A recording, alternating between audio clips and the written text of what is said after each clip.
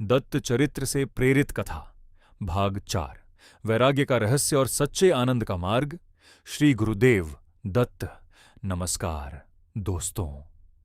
पिछले भाग में हमने जाना कि सच्चे गुरु का हमारे जीवन में क्या महत्व है, क्षमा किस प्रकार मन को मुक्त करती है और आत्मज्ञान की यात्रा वास्तव में कहां से शुरू होती है।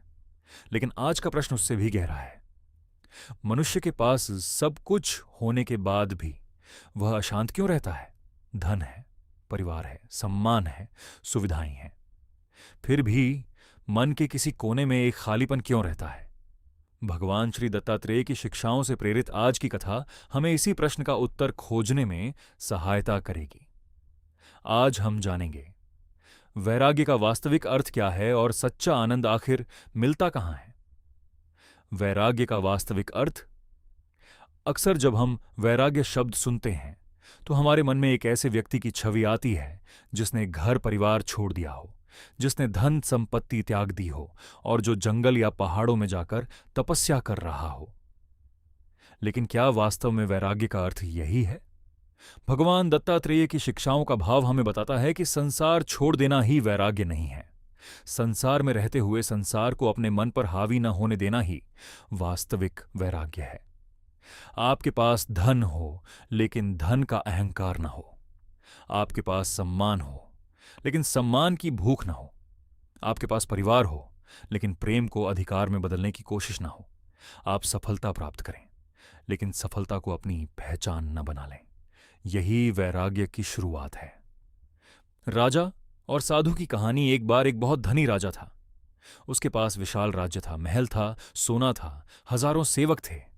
लेकिन राजा रात में चैन से सो नहीं पाता था। उसे हमेशा डर रहता था, कहीं कोई उसका राज्य न छीन ले, कहीं उसका धन कम न हो जाए, कहीं कोई दूसरा राजा उससे अधिक शक्तिशाली न बन जाए। एक दिन उसने जंगल में एक साधु को देखा। साधु एक पेड़ के नीचे बैठा था। उसके पास न महल था, न धन और न ही कोई सेवक। फिर भी उसके चेहरे पर अद्भुत शांति थी। राजा ने पूछा, तुम्हारे पास कुछ भी नहीं है, फिर भी तुम इतने प्रसन्न कैसे हो? साधु मुस्कुराया और बोला, राजन, मेरे पास खोने के लिए कुछ नहीं है, इसलिए मुझे डरने के लिए भी कुछ नहीं है। राजा स्तब्ध रह गया। उस दिन उसे समझ आया कि वास्तविक संपत्ति वह नहीं है जिसे हम बाहर इकट्ठा करते हैं।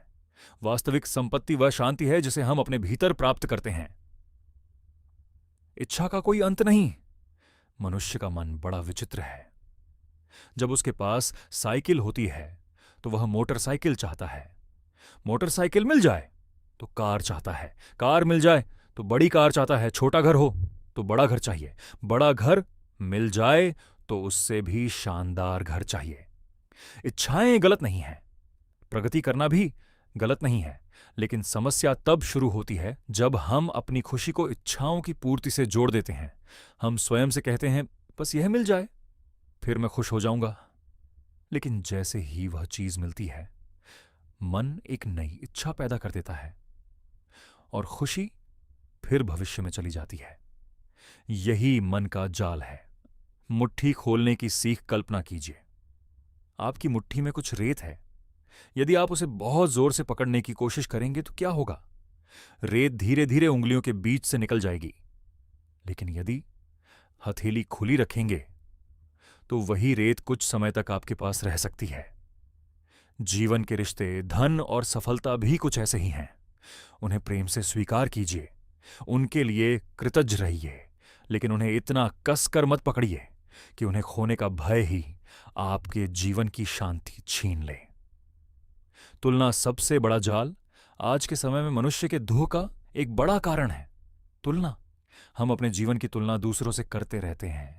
उसके पास मुझसे बड़ा घर है, उसकी नौकरी मुझसे अच्छी है, उसकी आय मुझसे अधिक है, वह मुझसे अधिक सफल है। और आज सोशल मीडिया ने इस तुलना को और बढ़ा दिया है। हम दूसरे व्यक्ति के जीवन के कुछ सुंदर क्षण देखते हैं और उनकी तुलना अपने पूरे जीवन से करने लगते हैं। लेकिन हम ये भूल जाते हैं कि हर व्यक्ति की यात्रा अलग है, हर व्यक्ति की परीक्षा अलग है, हर व्यक्ति का समय अलग है। इसलिए अपनी यात्रा की तुलना किसी दूसरे की यात्रा से मत कीजिए। कल आप जहां थे, आज उससे बेहतर बनने की कोशिश कीजिए। यही वास्तविक प्रगति है। कमल का संदेश न। भगवान दत्तात्रेय की शिक्षाओं को समझने के लिए प्रकृति से बड़ा उदाहरण शायद ही कोई हो। कमल को देखिए, वह कीचड़ में जन्म लेता है, लेकिन कीचड़ उसके सौंदर्य को नष्ट नहीं कर पाता। वह पानी के बीच रहता है, लेकिन पानी उसकी पंखुड़ियों पर टिक नहीं पाता।